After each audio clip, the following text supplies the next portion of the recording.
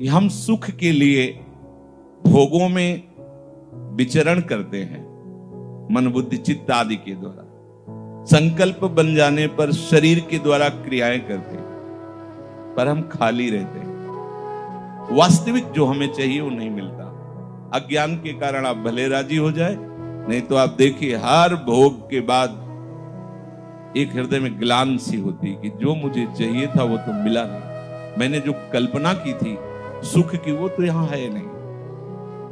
जब गुरुजनों के द्वारा, शास्त्र के द्वारा उसे पता चलता है कि असली सुख तो मेरा स्वरूप ही है, मैं स्वयं हूं, ईश्वर अंश, जीव विनाशी, चेतन अमल, सहज सुख राशि। सच्ची मानिए, जिस दिन तुम्हारे हृदय में कोई चाह नहीं होगी विषय की भोगने की, उस दिन जो तुम्हें सुख मिलेगा वो ब्रह्मा को भी नहीं, चाह करने वाले ब्रह्मा को भी नहीं। चाह करके कभी उस सुख का कोई अनुभव नहीं कर सकता।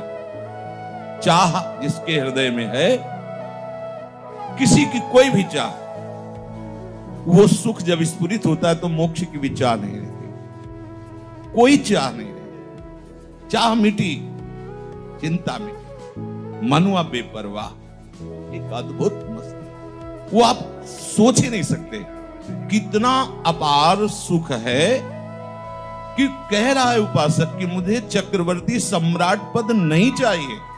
विचार करते, चक्रवर्ती सम्राट पद नहीं चाहिए, त्रिभुवन पति देवराज इंद्र का पद नहीं चाहिए, मुझे परमेष्टि ब्रह्मा का पद नहीं चाहिए, मुझे योग की सिद्धियां नहीं चाहिए।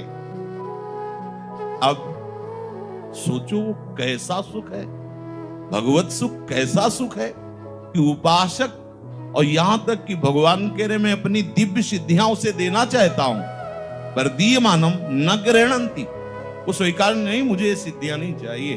अणिमा महिमा लघिमा गरिमा प्राप्ति, ये बड़ी बड़ी महामहिम सिद्धियां हैं, भगवान दीयमानम न गृह्णन्ति।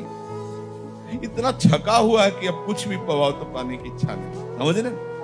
प्राप्त कहां? किसी क्रिया से, किसी क्रिया का जो भी फल है वो सब सहज सुख से अलग है, आप इतना समझ लीजिए। महाप्रभु उसी सहज सुख के लिए तो इशारा कर रहे, दुरादपास्य स्वजनान सुखमर्थ कोटिम सर्वेषु साधन वरेश चिरम निराशा, तो बरसंत में वो सहजाद्भुत सौख्य धाराम।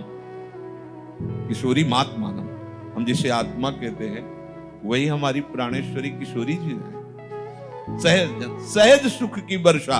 अब इस सहज सुख की वर्षा का परिचय भगवत कृपा से प्राप्त होता है। भगवान कह रहे हैं कोई आश्चर्य, ये मैं भटक रहा था सुख के बिंदु आभास में, और मेरे घर में ही सुख समाया हुआ है, सुख समुद्र है, कहां मैं भटक रहा था।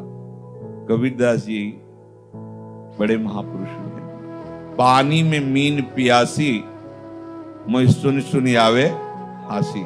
मुझे बड़ी हंसी आ रही है कि अथाह समुद्र में मछली पड़ी हुई है और वो प्यास से तड़प रही है। इससे ज्यादा अज्ञान और क्या हो सकता है।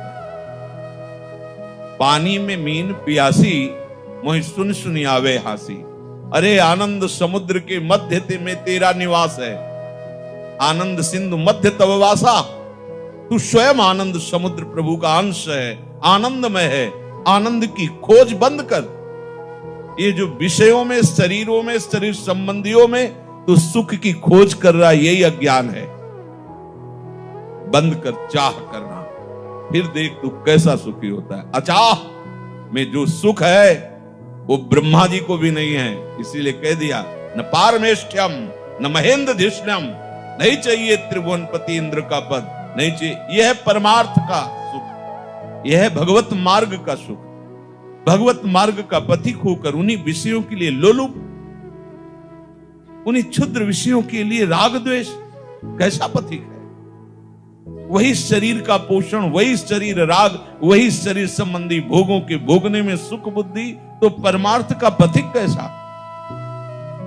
अरे इस मार्ग में चलने की लगन लगने पर ब्रह्मादि के भोगों से विषवत वैराग्य हो जाता है। बड़ा आश्चर्य होता है उसको, अरे अनंत जन्म बीत गए, जिस खोज के लिए, जिस सुख के लिए, वो तो मैं ही निकला।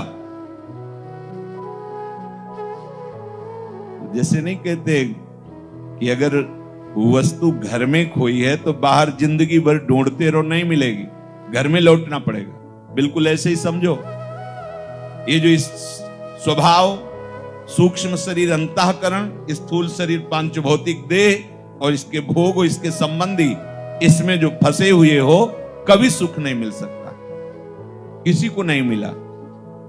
बड़े बड़े जो चक्रवर्ती सम्राट थे, जब रहस्य जाना तो ताज उतार के रख दिया और भिक्षुक बन करके बन बन में डोले। उस परमात्म तत्व के लिए समस्त भोगों का त्याग किया, क्योंकि इनमें है ही नहीं सुख, ये स्वाप्निक है, ये कल्पनामय है। अब उसको आश्चर्य,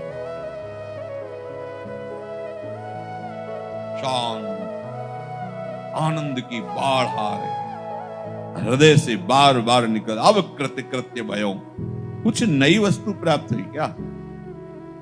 ब्रह्म से जिनको अपना माने था नानात्व को, उसका त्याग किया और शांति मिली। त्यागात शांति, शांत, और शांति में ही खोज होती है। अशांत पुरुष, जल को हिला दीजिए, मटमैला हो तो नीचे क्या पड़ा है नहीं समझ में आएगा, पहले उसे शांत होने दीजिए, दूसरी बार निर्मल होने दीजिए। शांत और निर्मल जल में नीचे क्या दिखाई देगा, ऐसे शांत और निर्मल हृदय में उसका प्रतिबिंब पड़ता है, आत्मस्वरूप। अब बिंब और प्रतिबिंब एक ही। कैसा अपार, ये जो बड़े बड़े महापुरुष जन डूबे रहते हैं, ऐसी स्थिति की आंख खोलना भी उनको भार लगता है। रूप माधुरी, जैसे निर्बल चीटा गुड़ के उस जो गीला हो चुका है हिस्सा, उसमें ऐसे चढ़ जाए, फिर वो निकल नहीं सकता, क्योंकि उसकी पतली टांगे उसी में फंस जाती, निकल नहीं पाता। ऐसे ही संपूर्ण अंतःकरण, जरा सा रस का चस्का लगा भगवत रस का,